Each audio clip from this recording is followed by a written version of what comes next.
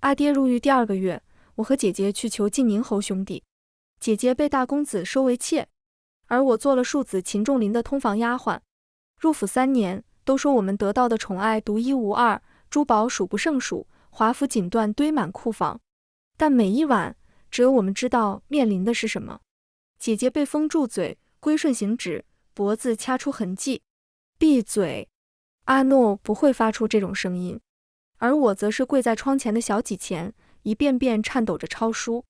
不许回头！身后的庶子自卑又冷酷阴湿，他从不会回头看我。他们都念着那个被送去和亲的宗室公主。直到3年后，白月光要回来了，凯旋即将一同归来的秦家兄弟送来家书，让姐姐和孩子一同出宅，先搬到别庄居住避嫌，我一同去照顾。可他们不知道，早在半年前，因没有等来药，那孩子就病死了。姐姐沉默地收拾好细软，我捧着孩子的骨灰。时隔3年，我们第一次出了门。大家好，欢迎收看皮皮听书。七进的院子，重叠森严，和数年前进来时一样。姐姐看我素着的耳朵，问我，那个流苏花蝶耳坠是秦仲林亲手给你做的生辰礼物，也不戴吗？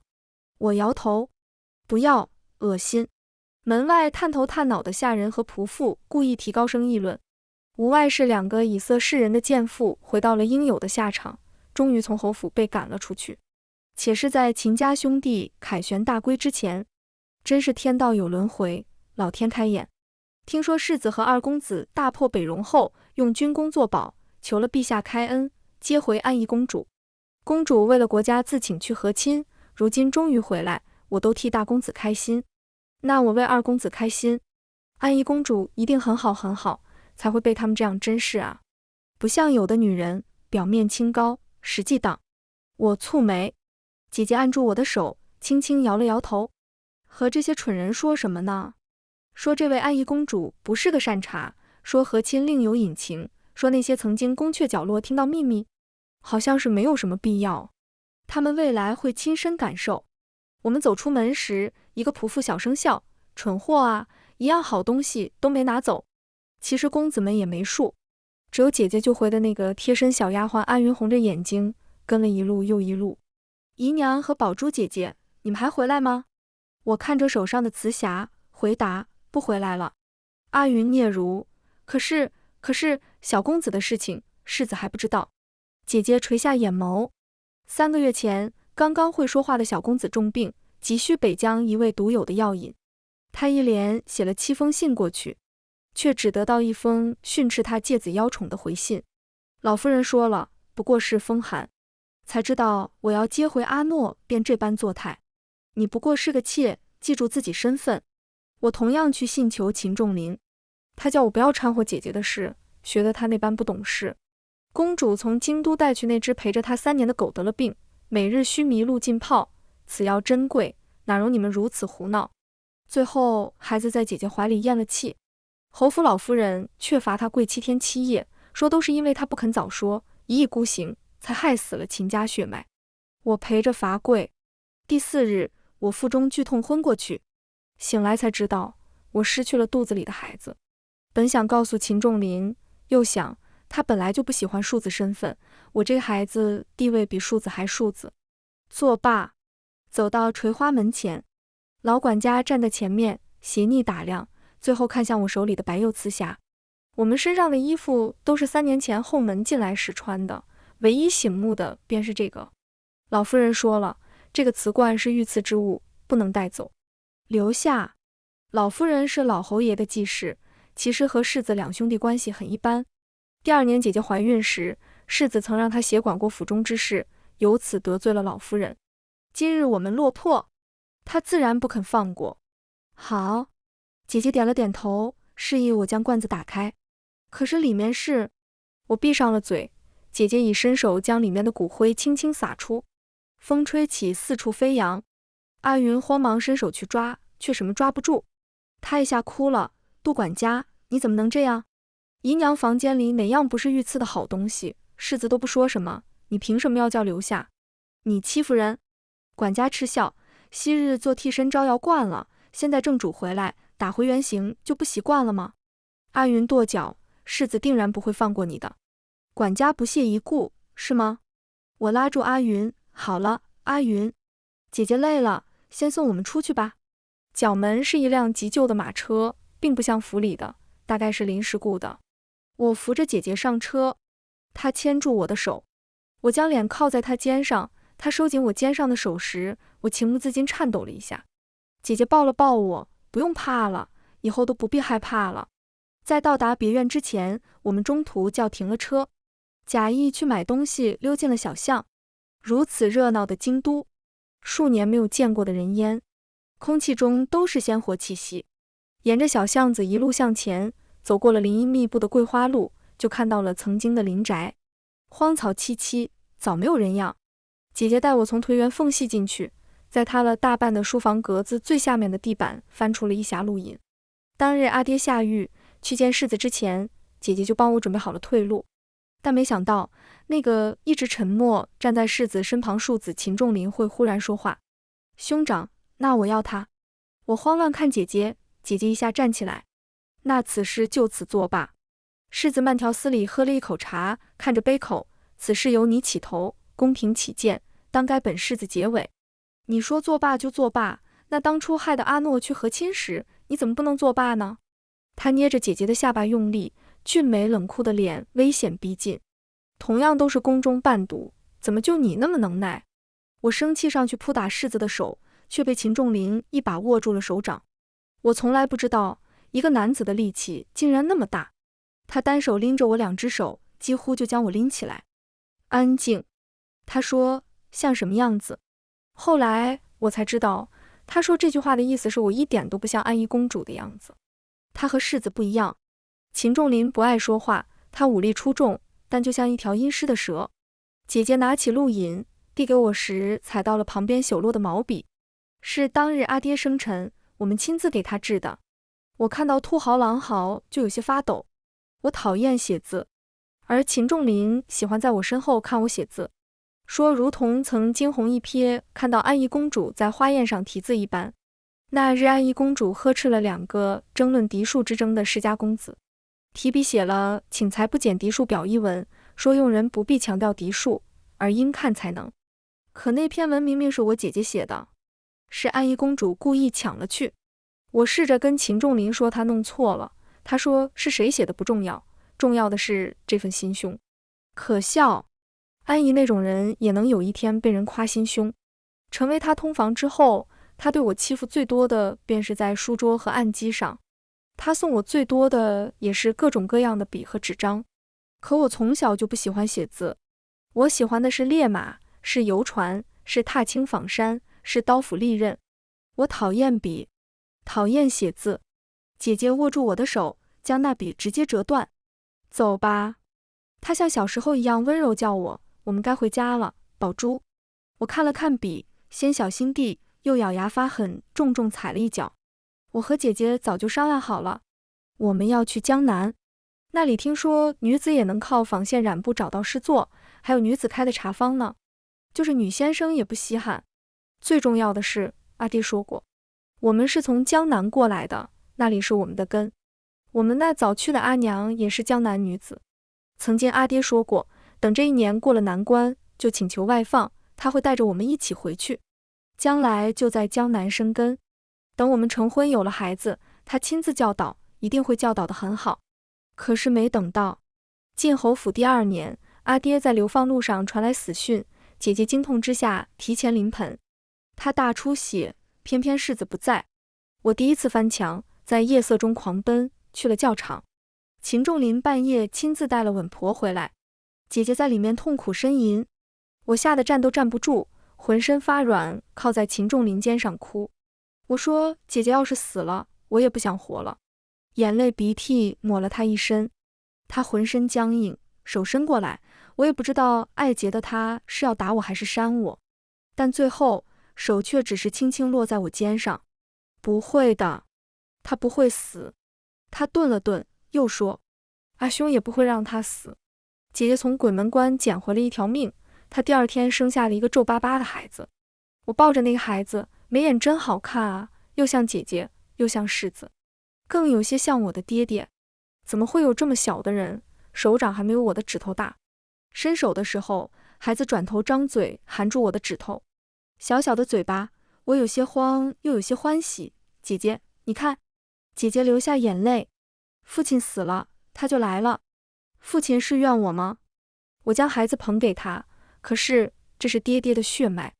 姐姐，阿爹怎么会怪你？阿爹肯定会很高兴的。疾驰了400里尚未卸甲的世子风尘仆仆进了房，他越过众人，第一眼没有看孩子，而是看向了姐姐。他脸上我说不出来是什么神色，像松了口气，又好像是欢喜的。秦仲林示意我将孩子交给乳母，拉着我出去。我依依不舍。他那晚送了我一支用石欢毛做成的赞刻毛笔，第一次将我抱上了书桌，看着我的脸。如果你喜欢，我也可以给你一个孩子。不要，我喜欢的是姐姐的孩子。姐姐当初准备的新身份有3个备选，我们挑了2个，我和阿姐束发更衣，扮作行商兄弟。这些年，阿云帮我们偷偷用银子换了不少银票，我们俩在车马行正大光明置办了货物，寻了商队。临出发前却被耽误了半日，一问才知道，原来是晋宁侯家在寻人，听说是丢了2日了。世子快进城，正好收到消息，立刻命人去北边寻。我疑惑，北边？当然是往北啊。听说是个争风吃醋的妾，大概因为世子护着和亲公主回来，脸上挂不住，要去闹呗。那车夫摇头，是啊，真不懂事。听说世子就这么一个妾，平日很是喜欢，外面好些人想要送美人，都被他拒绝了，大概就狗仗人势，恃宠生骄了。另一人道，可京都谁不知道世子真正爱的是和亲的安宜公主？我要是那个女人，就老老实实在家多生几个儿子，说不定还有口饭吃。我看了眼姐姐，姐姐面无表情催促，我们何时出发？车夫说，眼下大家都在城北看世子凯旋，城南不会排队，不如稍等，正好可以看到凯旋的队伍呢。我利落翻身上马，时间就是银子，等什么？不等了。健壮的马匹在身下昂首阔步，视野陡然宽阔。信马由缰，进退得宜。缺席了3年的自由漫上指尖，枯寂的胸腔热血一涌。我用尽全力才能控制自己不纵马狂奔。刚出了城门，前方远远一队骑兵轰然而来。让开，让开！为首开道的骑兵丝毫没有减速，紧随其后的是秦仲林。他紧紧抿着唇，目无旁人，脸黑得像是要滴下墨来，和我擦身而过。他的目光急速警惕，扫过旁边低头和低矮的人群，却唯独没有平视同样骑马的我。有人蹙眉，怎么这么急？另一人道，刚刚城北那边取消了凯旋仪式，但人太多了，2公子才绕到城南匆匆回府。不知道，好像是侯府丢了什么很重要的东西。还有个可能，我猜是世子准备急着回去娶公主洞房吧。哈哈，这一路听说世子可是对他照顾周到，体贴极了。行军路上每日都要沐浴更衣，3个月的路生生走了半年呢。还没有到京都，这等消息就传得沸沸扬扬，的确是安宜张扬的做派。姐姐的车帷波澜不惊。出了京都，我们在下一个城就出手了携带的货物，然后换了水路，行船3日，又换官道，如此绕行曲折，且行且休息。山丘开阔，星垂平野，朝露待日晞。姐姐脸上终于有了淡淡的笑意。在路过清风渡时，姐姐捡到一只在岸边抓不到鱼的小猫，她蹲下来将那猫抱起来，小猫喵喵咕噜。不如就在这里吧。她挽起头发，拿出第3张身份。我依旧扮作男子，阿姐扮作女子，对外自称是一对夫妻。我们在清风城另了一处小院，就此住下来。渡口的水波缓缓，热闹又生动，到处都是人的声音。再也没有这样更安心的日子了。早上阳光照进来的时候，那只被投喂的小猫就会爬上墙头，喵喵叫着要一只鱼。有时候它自己也会叼来一只。第3个月，姐姐靠在树下的摇椅醒来，她看了我好一会，微微一笑，猪猪，我想画画了。我指尖一顿，猫使劲扯着我手上的鱼竿。我缓缓说，好啊。眼眶却有些发热。姐姐很像阿爹，读书好，写字好，但最好的还是丹青。她的丹青传神细致，但自从当日为安姨做的一幅画被小可汗看中，点名要安姨和亲后，她成了众矢之的，世子的眼中钉，她就再也没有动过笔。后来小思明出生后，她曾想要为孩子满岁画一幅，秦薇然一根一根捏碎她的指头，这么久了，还是那么爱显摆。不是，我只是想给我的孩子。你的孩子？是因为你那张削了阿诺4分的脸才得来的。姐姐从此彻底不再动笔，绝了心思。时隔半年，她终于再度拿起画笔。我亲自动手给姐姐做了画桌，没有什么比动手更快乐的事。一发不可收拾，我又做了凳子、小集子，给邻居小孩子的摇椅，隔壁书生的书肆。第2个月，我在姐姐面前蹲下，撑着脸，姐姐，我想要和你商量一件事。我想要开一家小书坊。不是不爱写字吗？所以印刷最好了，再不用写了。我们可以卖得便宜点，给识字的小孩子看，给后宅的女子看，让他们知道外面原来这样好。刻字、自制字模、排版、印刷，雇1-2个印工帮忙，1日100文，不到10日便搞定。我印隶书，印科考范文，画本小说，偶尔也印符咒。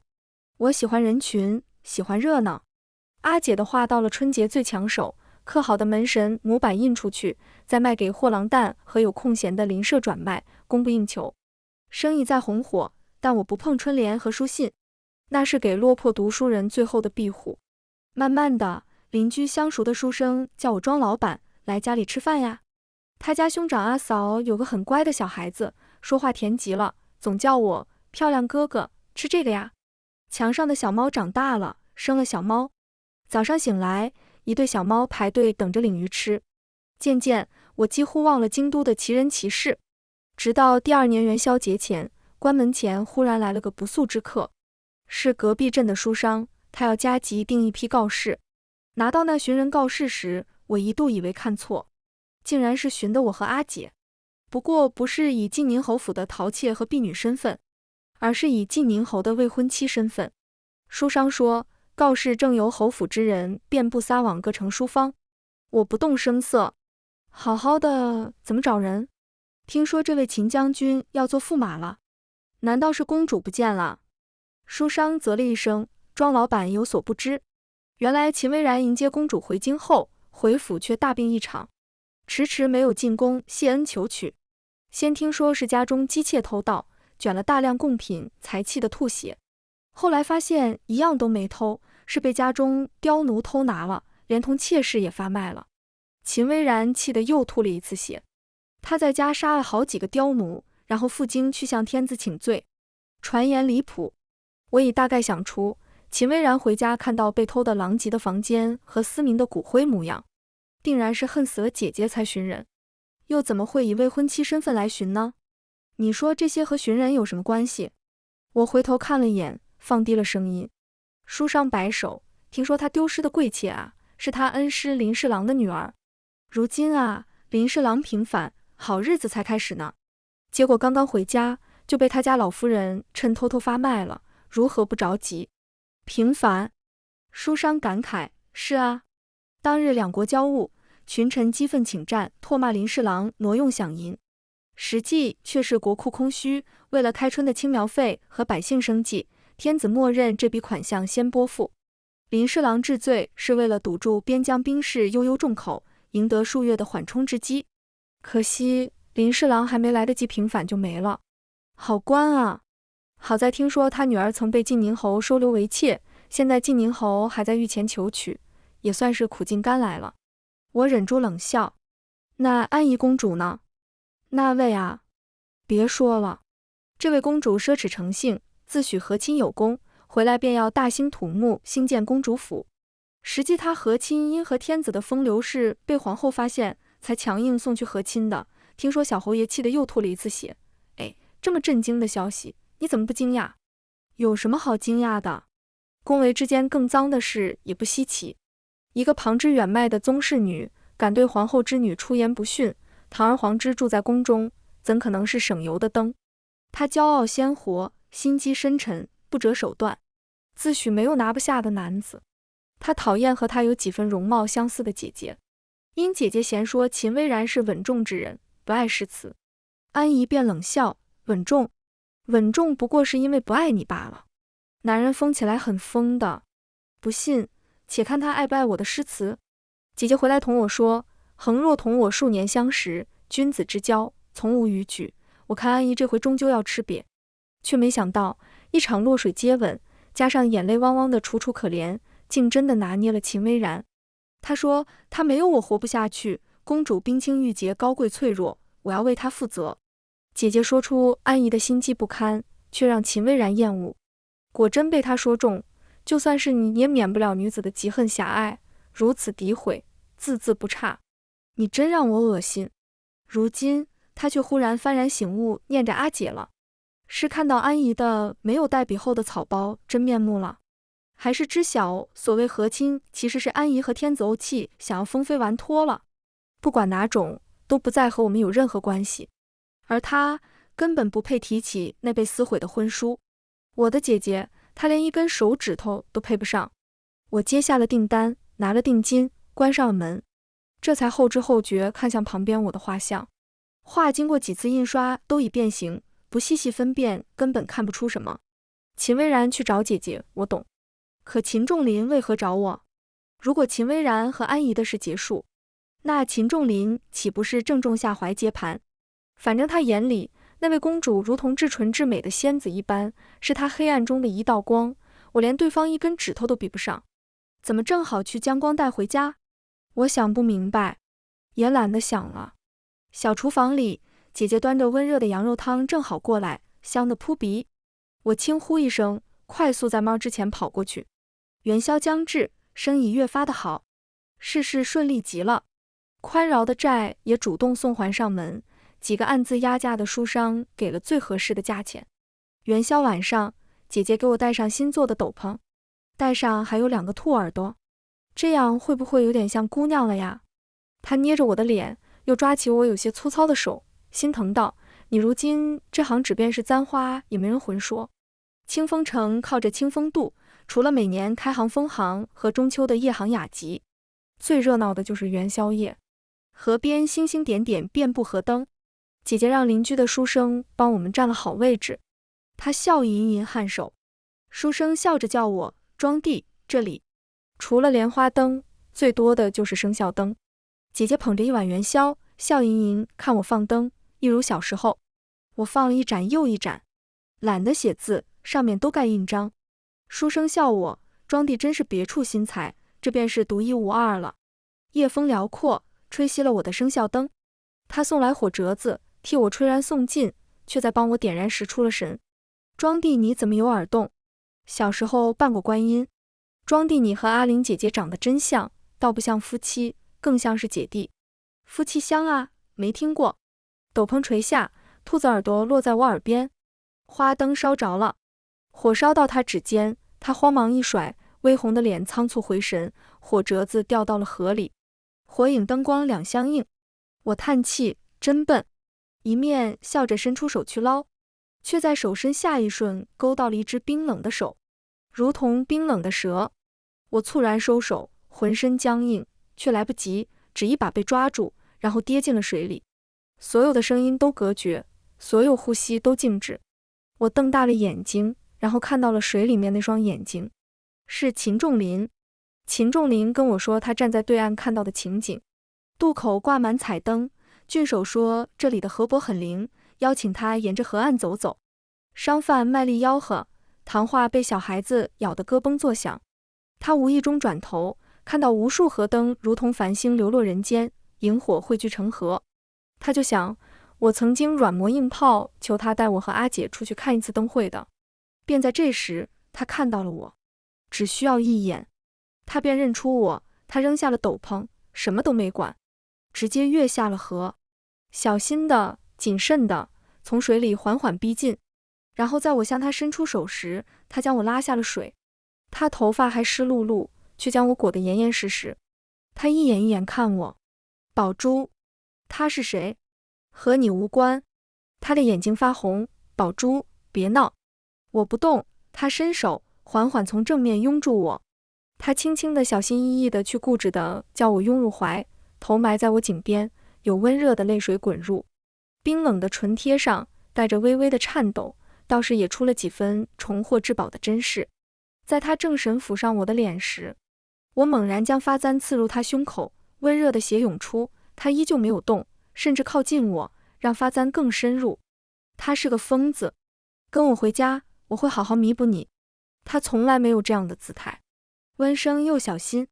若是你想骑马，我们可以去塞外，那里的草原看不到尽头。我买了一个草场，夏天的时候，草场上会开满花。若是想回京都，我已和兄长吩咐，你便是家中女主人，你阿爹已平反，我可以名正言顺娶你。我轻轻笑了笑，秦仲林，你想的倒是真好。我知道曾经是我有眼无珠，在兄长找到安姨时，我就知道他并不是我想象中的那样。他看重身份，心机深沉。那日嫡庶之论是因为圣上是庶出，那只他从京都带到草原的狗，用了无数名贵药材和10数个仆人侍奉了3年，只是因为临近都城，晚上吵到了他睡觉，就被生生摔死。阿兄对他忍无可忍，不再理会。他吃了瘪，便又来唤我仲林哥哥。直到今天，我才知道，安姨从来没有，也没有真正将我放在眼里，甚至当初相遇也并不是他。从来真正真诚唤我一声哥哥的，只有宝珠你啊。他的声音沙哑，面色早已白到了极点，衣襟上的血在缓慢晕开。他在读我的心软。我看着他，年少时他并不喜文墨，偶尔跟着秦薇然来林家，总是一下午坐在鱼池旁。我好奇去看时，跌入水中，在淹没最后几乎失去力气，是他伸手面无表情将我捞起来。我一边呛着水，一边委屈巴巴道谢，谢谢你，麒麟哥哥。我还给他送过点心。阿爹罚我抄书时，我就在上面写他的名字。我羡慕他，还是麒麟哥哥阿爹疼你，从不逼你学习。他嘴角露出冷笑，他最厌恶的便是我这个拿不出手的庶子。怎么会呀？他给你取名叫麒麟，那比你哥哥的巍峨好多了。他一瞬怔住，后来他再也没来。听说他忽然发了愤，日日习武。曾经我是真小心又朦胧喜欢过他的，甚至我听说他在依安姨。那样讨厌安姨的我，也求了姐姐带我去看，不服气又咬牙模仿过2日。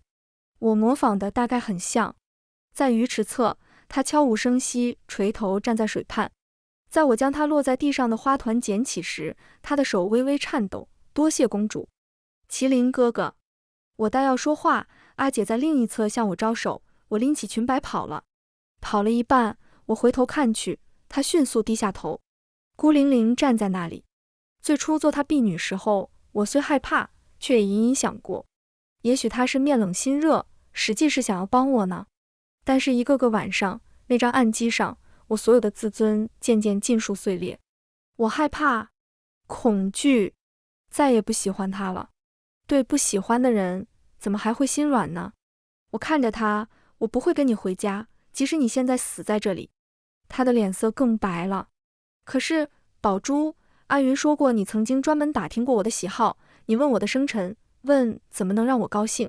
你分明是在意我的。我冷笑，秦仲林，那已经过去了。从那个孩子没了以后，你和我再没有任何可能的联系。我不知道，我当时真的不知道。当时安姨哭着要我们救她最爱的狗，她看到了林庄的信，故意如此。阿兄奉上通敌罪证，亲自毁了她的脸，打断了她的腿。我将她关进了皇后母族的尼姑庙里，她将会生不如死。侯府那个田房张氏已被阿兄关进了慎戒司，非死不得外出。所有欺辱你们的仆妇都被处死发卖，以后再也不会有这种事了。猪猪，你再给我一次机会。他哀求，脆弱无比。我会对你很好。我看着他的眼睛，可是我不喜欢你了。我不需要。他的眼眸里有什么光渐渐熄灭，变成了冷酷。是因为他吗？那个白面书生。我平静看着他。那么你预备如何？杀了他吗？我可以喜欢他，也可以喜欢任何其他人，你都要杀光吗？草芥你可以除掉，那么下一个，如果是亲王，如果是天子呢？你厌恶别人看不起你庶子的身份，自己不也用身份来决一强取吗？他痛苦地摇头。猪猪，我不是这个意思。我失去了耐心，要么你今天杀了我，要么你放我走。他的睫毛颤抖。我并不看他。在即将离开下车时，他轻声说：我可以帮林庄，让兄长永不会见到他，让他余生安安稳稳生活在这里，不会再有任何打扰。我无法拒绝这个交易。我的姐姐纤细敏感，无数个夜晚，她总是从噩梦中惊醒，摸着被一寸寸捏碎的指头，然后沉默睁眼到天明。安姨和亲的账记在她头上，安姨在草原的任何不快都会在她身上无限放大。可恨秦薇然那样的蠢人，明明安姨是为了让自己在北戎好过点，故意卖惨让她放缓进攻的烈度，以便自己在北戎有足够养尊处优的价值。她却为了那个毒妇一次次伤害姐姐。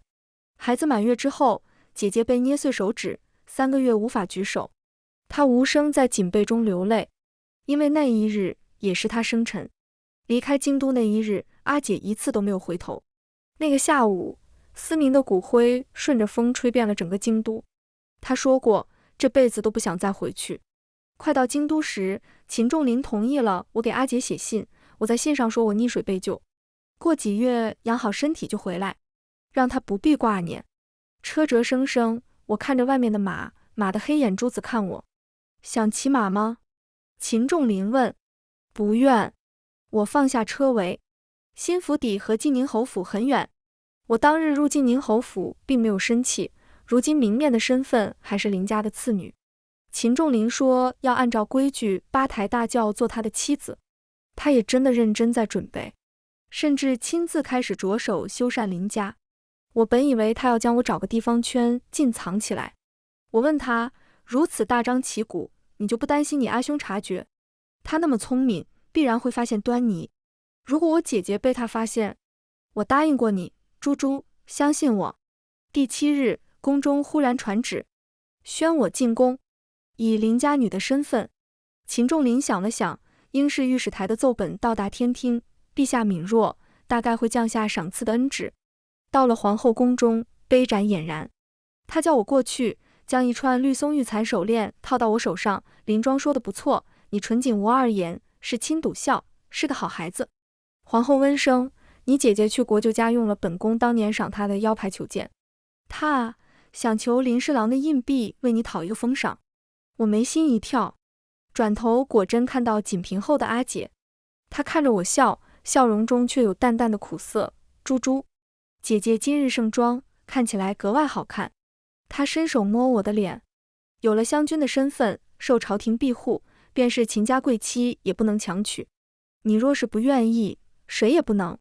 姐姐，可是你，我是阿姐，长姐如母，自然要看顾好你。你的信我让印公看了，是京都一带的宣明旨，我便知道你有了麻烦。小傻子，是不是又答应人家什么蠢条件了？赐封我的旨意颁布结束。姐姐轻轻松了口气。她说，若想要成婚，清风度的贺书生尚可，他细心温柔，秉性极好，又是真心喜欢你，若是不想，便不成婚。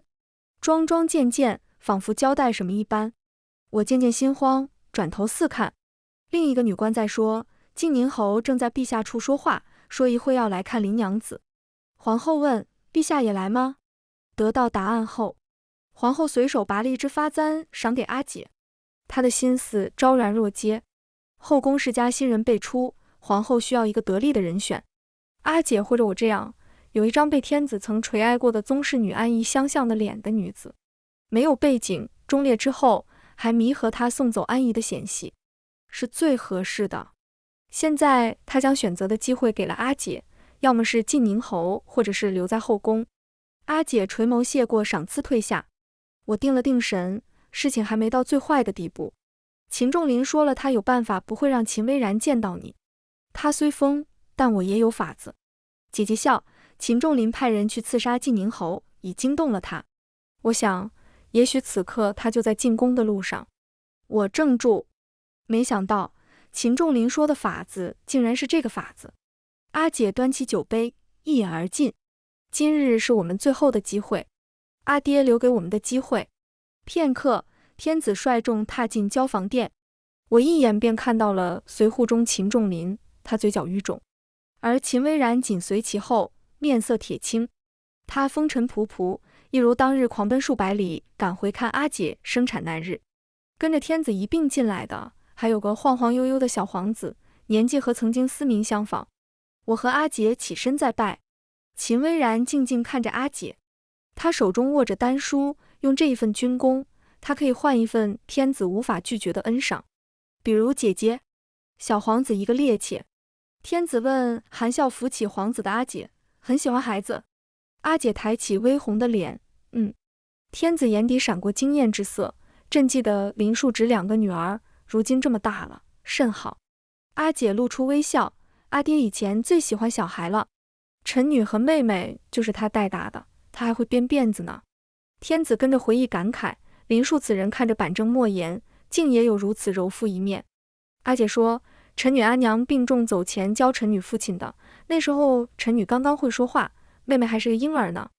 就记得我阿娘一直教阿爹说，要这样梳，要那样梳，以后就辛苦你了。我那时候很害怕，怕我爹一下就学会，娘就闭上眼睛不教了。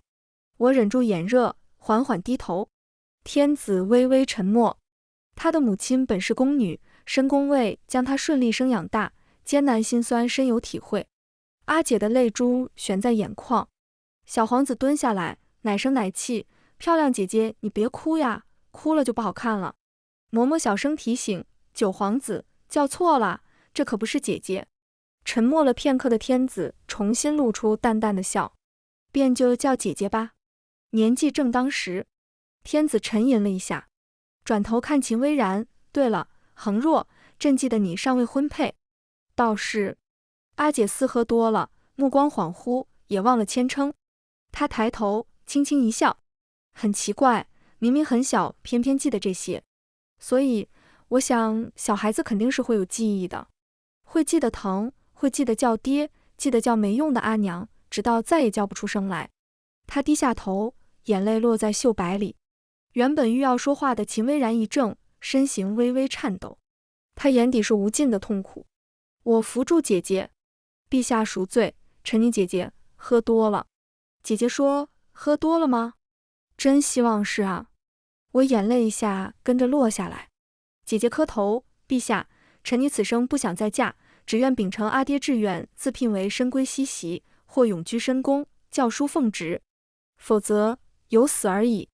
唯所求陛下，看得林侍郎一片忠心，至死不渝份上，恩只准他的小女清川湘君能自在逍遥一生。我跟着再拜，陛下，无论死生，臣女都同姐姐一起。天子看向了秦家兄弟，秦仲林率先跪下，臣求陛下与林侍郎全爱女之心。秦薇然紧紧攥着手中军功簿，闭了闭眼，他终于沉默跪下，几乎一字一顿，艰难道：求陛下成全林家2位娘子。我和姐姐再度离开京都时，走的是官道，新的封地就在清风渡一带。我挂念我的书坊，念着那些印工肯定胡乱偷懒，故意用坏胶泥，念叨着下回要用铜字的。姐姐只是笑着，若有所思看向车外。进入秦家祖地地界后，远远缀着2旗，一前一后，赫然便是秦家兄弟。中途他们起了冲突，第2日，后面跟着的只剩下秦薇然，两者距离越来越近。我终于忍不住打马过去。秦薇然垂下眼睛，再无曾经的倨傲冷漠，只低声求我让他能和姐姐说一句话。不知道你想和郡主说什么？我问。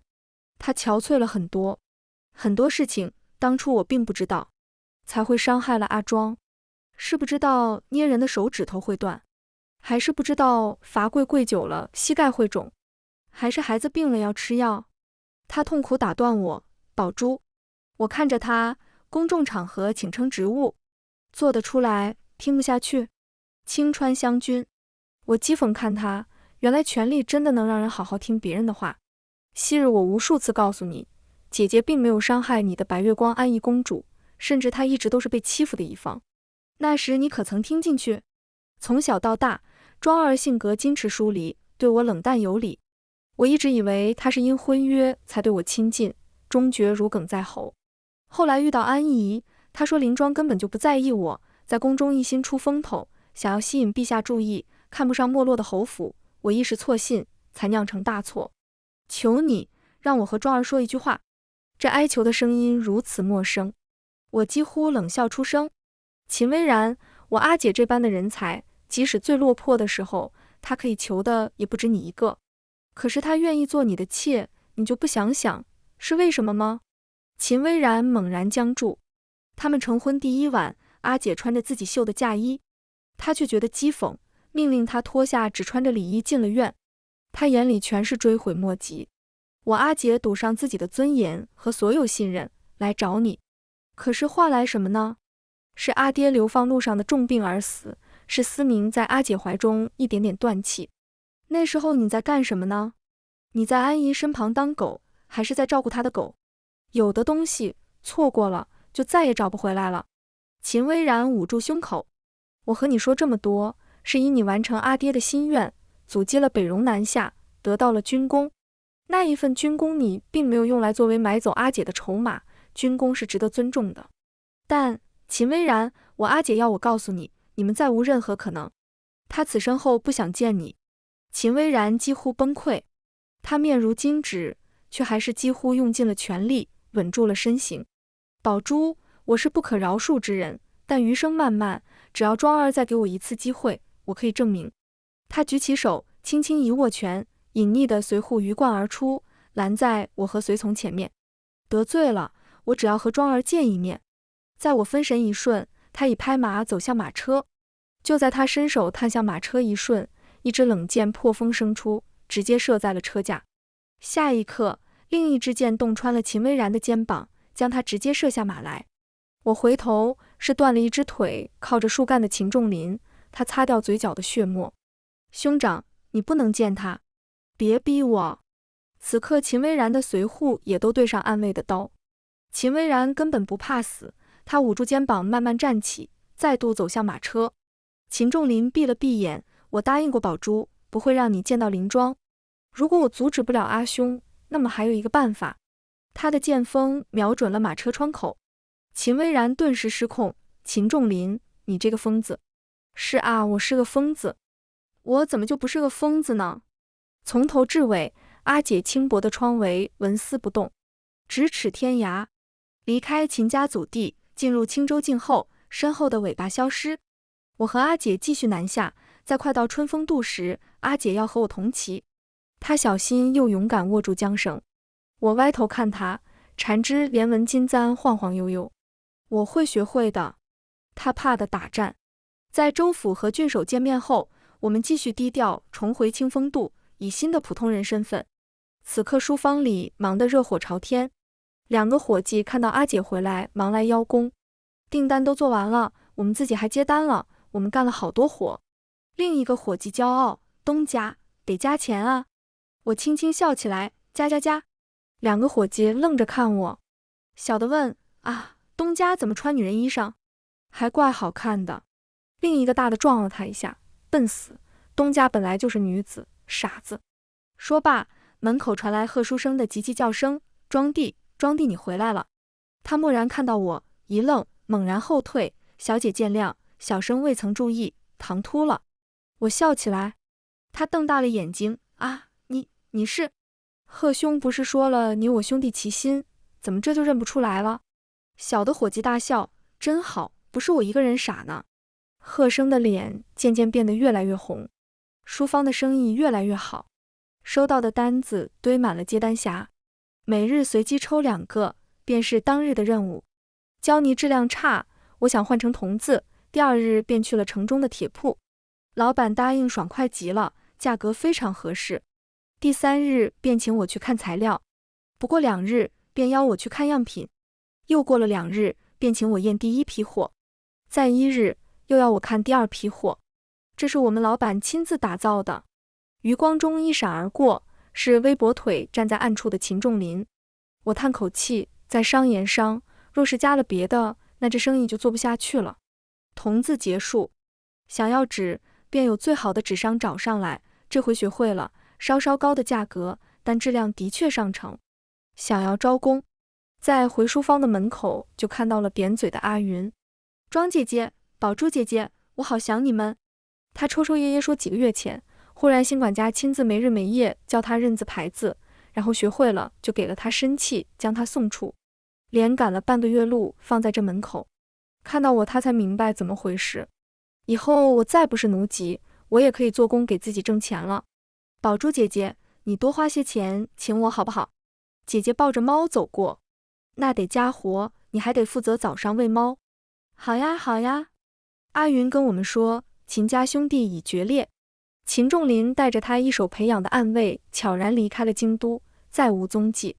但每一次，只要晋宁侯试图跨过青州地界，必定一箭射在他马蹄前。秦家明暗两脉相生相克，秦薇然奈何不了弟弟。秦薇然后来忽然想起了我对他说的那一份对军功的尊重，他去了一趟林家，拜过我阿爹灵位，然后摔了酒瓶，进宫请求前去北地戍边。他说北境不平，何以为聘？他想要一份盛大的军功，求得一次新的将功补过的机会。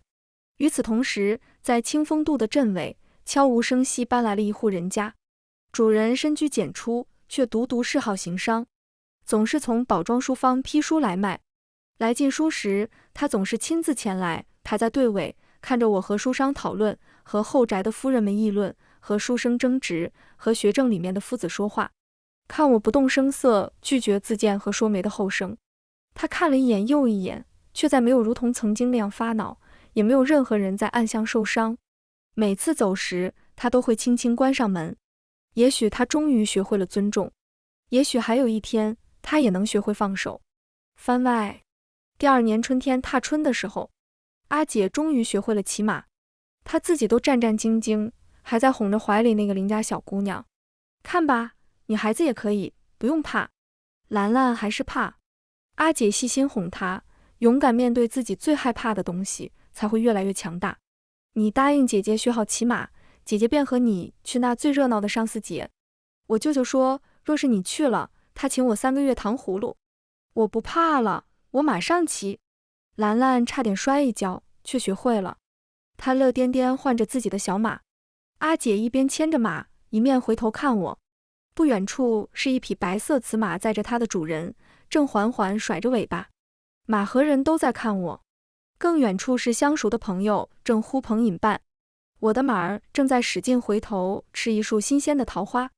走啊！我加了加马腹，催促。姐姐歪头，阳光洒在她身上，不远处的江边水波连连。她微微笑起来。马儿想吃什么就让它吃什么，遵从内心，不被束缚，岂不更好吗？我微微一愣，松开了缰绳。是啊，也好。全文完，皮皮听书，感谢您的观看，每天上新精彩小说，喜欢就订阅吧。